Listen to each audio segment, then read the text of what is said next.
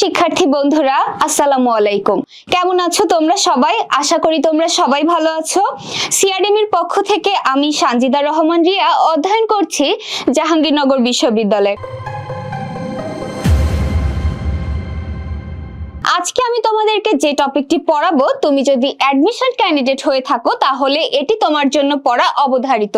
কারণ তুমি যে ইউনিভার্সিটিতে এক্সাম দিতে যাও না কেন, এখান থেকে একটি কোশ্চেন তুমি পাবে।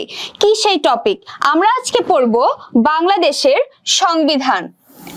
দেখো, সংবিধান জিনিসটা পড়ার আগে আমাকে জানতে হবে যে সংবিধান জিনিসটা আসলে কি। সংবিধান এই ওয়ার্ডটাকে যদি আমি একটু ভাঙি তাহলে আমি দুইটা ওয়ার্ড পাবো। কি কি আসো দেখি। সংবিধান ওয়ার্ডটা যদি আমি ভাঙি তাহলে আমি পাবো সম প্লাস বিধান। সম মানে কি? সম মানে হচ্ছে সমান।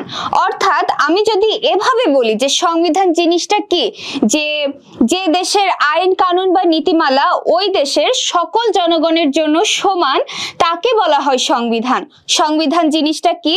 একটি দেশের যদি আইন কানুন বা নীতিমালা ওই দেশের সকল জনগণের জন্য সমান হয় তাহলে তাকে সংবিধান বলে। সংবিধানের সংজ্ঞাও কিন্তু অনেক পরীক্ষায় আসতে দেখা যায়। এই যে দেখো, আমি যে কথাটি বলেছি সেটি এখানে লেখা আছে যে দেশের আইন বা নীতিমালা ওই দেশের সকল জনগণের জন্য সমান, তাকে সংবিধান বলে। লক্ষ্য করো, সকল জনগণের জন্য সমান। এখন দেখো, সংবিধানকে আবার একটি রাষ্ট্রের সর্বোচ্চ আইন বা সর্বোচ্চ দলিল বলা হয়। তাহলে একটি রাষ্ট্রের সর্বোচ্চ আইন বা দলিল কোনটি? সেটি হচ্ছে সংবিধান। এখান থেকেও কোশ্চেন হতে পারে। এখন আমরা জানবো যে এই যে সংবিধান আমরা পড়ছি, এই সংবিধান কত প্রকার। একদম সহজ, সংবিধান হচ্ছে দুই প্রকার। কি কি প্রকারভেদ? একদমই সহজ, সেটা হচ্ছে যে লিখিত আর একটা হলো অলিখিত। সংবিধান প্রধানত দুই প্রকার, একটা লিখিত আর একটা অলিখিত।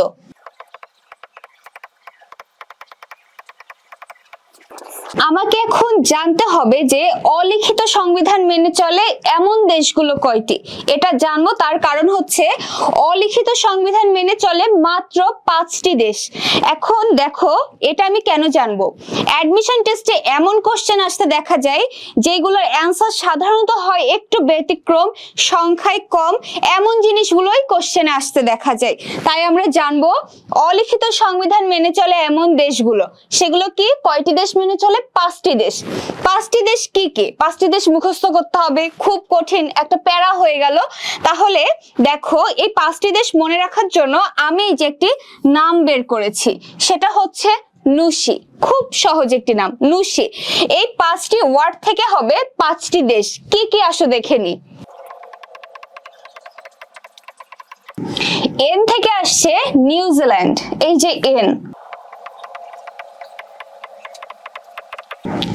ইউ থেকে আসছে ইউকে, ইউকে থেকে কি হয়? হচ্ছে যুক্তরাজ্য। দেখো, অলিখিত সংবিধান রয়েছে কিন্তু যুক্তরাজ্যের, খুব ভালোভাবে লক্ষ্য করো। এস থেকে আসছে, এস থেকে স্পেন, আরেকটা এস থেকে আই থেকে আসবে। এই যে দেখো, 5টি ওয়ার্ড থেকে এসেছে 5টি দেশ। এন থেকে নিউজিল্যান্ড, ইউ থেকে হচ্ছে ইউকে, এস থেকে হচ্ছে স্পেন, আরেকটা এস থেকে হচ্ছে সৌদি আরব, আই থেকে হলো ইসরায়েল। তাহলে নিশ্চয়ই মনে রাখতে তোমাদের একদমই কষ্ট হবে না, খুব সহজে তোমরা মনে রাখতে পারবে। আমরা আগে দেখেছি সংবিধান মূলত দুই প্রকার, লিখিত আর অলিখিত। এখন দেখো, সংশোধনীর উপর ভিত্তি করে সংবিধান কয় প্রকার? দুই প্রকার। সংশোধনীর উপর ভিত্তি করে, খুব ভালোভাবে লক্ষ্য করবে কিন্তু, সংশোধনীর উপর ভিত্তি করে সংবিধান দুই প্রকার। একটা কি? সুপরিবর্তনীয়, আরেকটা হচ্ছে দুষ্পরিবর্তনীয়। সংশোধনী মানে কিন্তু হচ্ছে পরিবর্তন।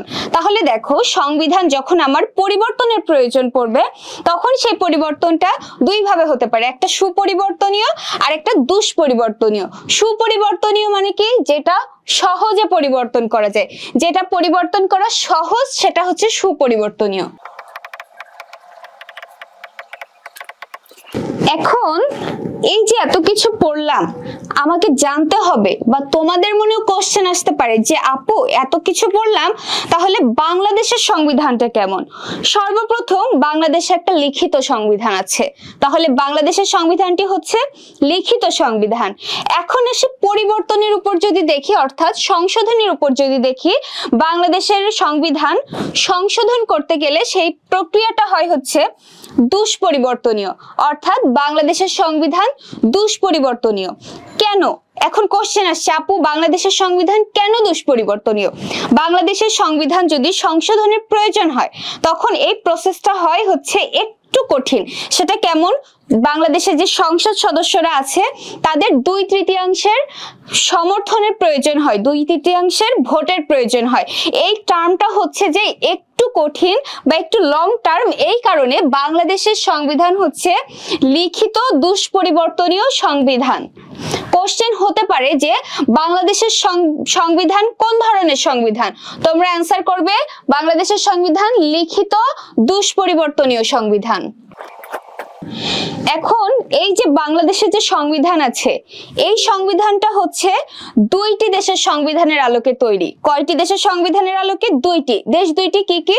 দেশ 2টা হচ্ছে ব্রিটেন, আরেকটি হচ্ছে ভারত। এগুলো জানার পরে আমাকে এখন জানতে হবে বা আমার মনে কোশ্চেন আসবে, এত দেশের সংবিধান আছে, তাহলে পৃথিবীর সবচেয়ে বড় সংবিধান কোন দেশের? পৃথিবীর সবচেয়ে বড় সংবিধান কোন দেশের? মনে রাখতে কি কঠিন হবে? একদম না। পৃথিবীর সবচেয়ে বড় সংবিধান হচ্ছে আমাদের পাশের দেশ, যার আয়তনেও বিশাল, জনসংখ্যায়ও বিশাল, তাহলে সেই দেশের সংবিধানও নিশ্চয়ই বিশাল হবে। কোন দেশের কথা বলছি আমি? ভারতের সংবিধানের কথা বলছি। পৃথিবীর সবচেয়ে বড় সংবিধান ভারত। এই এত বড় সংবিধানের ধারা কয়টি জানো তোমরা? ধারা হচ্ছে 448টি। এখন অনেক ক্ষেত্রে কোশ্চেন আসতে দেখা যায় যে ভারতের সংবিধান কবে প্রণয়ন হয়, তাহলে এটি আমাদেরকে জানতে হবে। সেটি হচ্ছে 1950 সালের 26 জানুয়ারি। এখন জানা গেল পৃথিবীর সবচেয়ে বড় সংবিধানের ইনফরমেশন গুলো।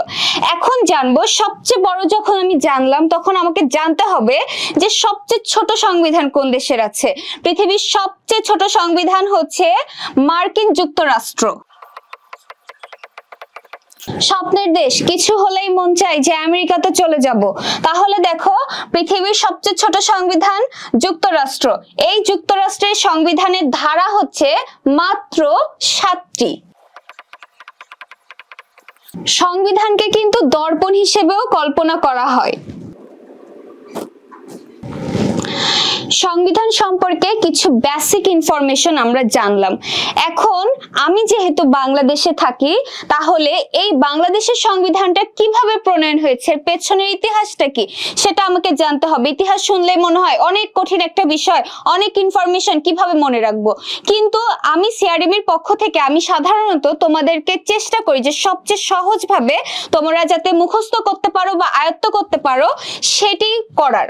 তাহলে দেখো বাংলাদেশের সংবিধানের জন্য প্রথম বা বাংলাদেশের জাতির জনক কে আছে? বাংলাদেশের জাতির জনক হচ্ছে আমরা সবাই জানি বঙ্গবন্ধু শেখ মুজিবুর রহমান। তাহলে এই যে বঙ্গবন্ধু শেখ মুজিবুর রহমান 1972 সালের 10 জানুয়ারি বাংলাদেশে প্রত্যাবর্তন করে। কোশ্চেন হতে পারে বঙ্গবন্ধুর স্বদেশ প্রত্যাবর্তন দিবস কবে? অ্যান্সার করব তখন 10 জানুয়ারি 1972। তিনি বাংলাদেশে আসার পরে একটা সংবিধানের প্রয়োজনীয়তা অনুভব করলেন যে এত বিশৃঙ্খলা, তখন স্বাধীনতার পরবর্তী সবকিছু ঠিক করার জন্য একটা সংবিধান রচনা করা প্রয়োজন। তখন সেই তাগিদে কি করলেন? পরের দিনে অর্থাৎ 11 জানুয়ারি 1972 সালে বঙ্গবন্ধু শেখ মুজিবুর রহমান একটা অস্থায়ী সংবিধান আদেশ জারি করে। অস্থায়ী সংবিধান আদেশ জারি করে হচ্ছে বঙ্গবন্ধু শেখ মুজিবুর রহমান। তাহলে দেখো এই যে 11 জানুয়ারি একটা অস্থায়ী সংবিধানের আদেশ যে জারি করা হলো, একটা কথা বললে সাথে সাথেই তো হয়ে যায় না, একটু সময় লাগে।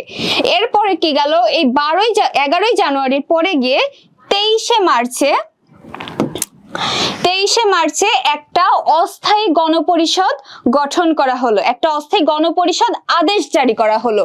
অস্থায়ী গণপরিষদের আদেশ জারি করা হয় কবে? 23 মার্চ 1972। অস্থায়ী গণপরিষদ আদেশ জারি করা হয়। এখন এই অস্থায়ী গণপরিষদের সদস্য সংখ্যা ছিল টোটাল 403 জন। অস্থায়ী গণপরিষদের সদস্য ছিল 403 জন, এর মধ্যে 400 জন ছিল আওয়ামী লীগের, 400 জন আওয়ামী লীগের, আর 3 জন হচ্ছে বিরোধী দলীয়।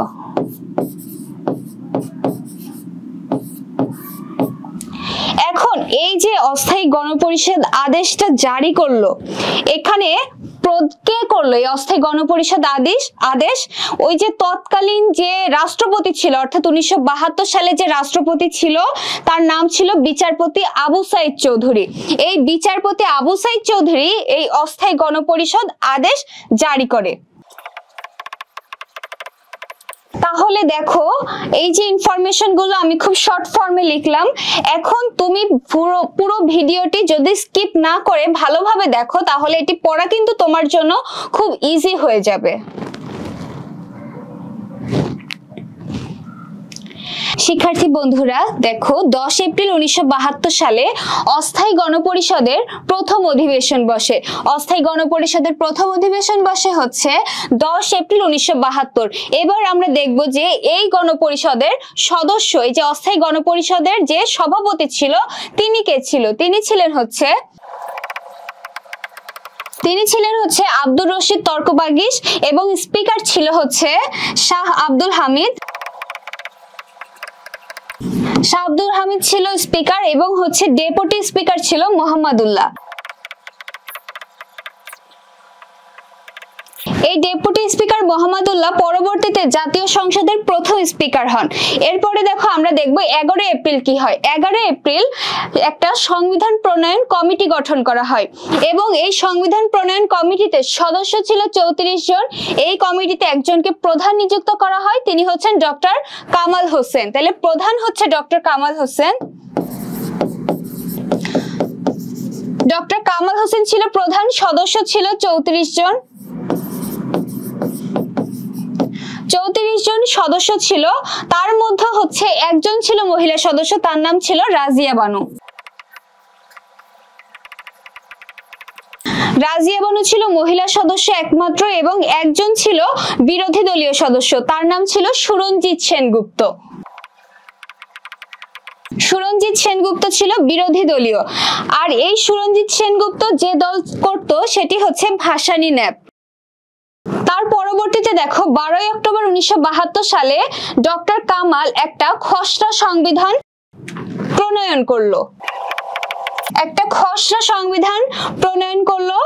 এবং তার পরবর্তীতে 4 নভেম্বর 1972 সালে কি করলো? সেই খসড়া সংবিধান গণপরিষদে গৃহীত হলো।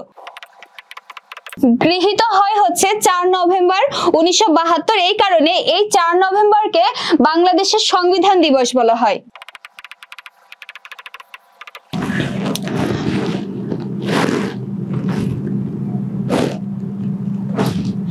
4 নভেম্বর গৃহীত হওয়ার পরে 14 ডিসেম্বর 1972 সালে গণপরিষদের সকল সদস্য সেই সংবিধানে স্বাক্ষর করে। 14 ডিসেম্বর 1972। মাত্র একজন সদস্য বাদে সকলে স্বাক্ষর করে। স্বাক্ষর করেনি কে? সেই বিরোধী দলীয় সদস্য সুরঞ্জিত সেনগুপ্ত। সুরঞ্জিত সেনগুপ্ত বাদে বাকি সকলেই স্বাক্ষর করে।